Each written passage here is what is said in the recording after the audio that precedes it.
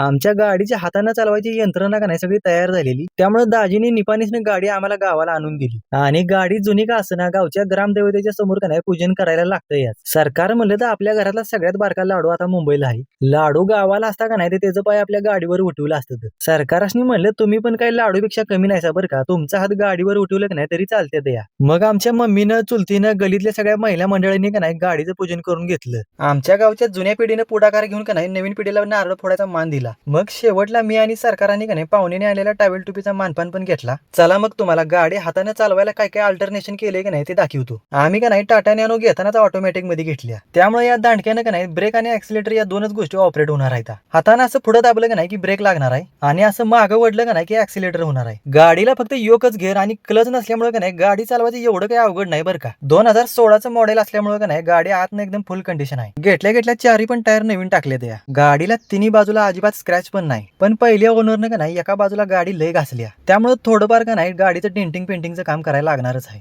पण first owner second owner doctor असल्यामुळे का नाही गाडीचं मशीन बाकी एकदम खतरनाक आहे. आता उद्यापासून का नाही हाताने गाडी चालवायला शिकणार आहे. त्यामुळे पुढल्या व्हिडिओमध्ये मी तुम्हाला किती दिवसात गाडी शिकणार आहे का नाही ते दाखवतो.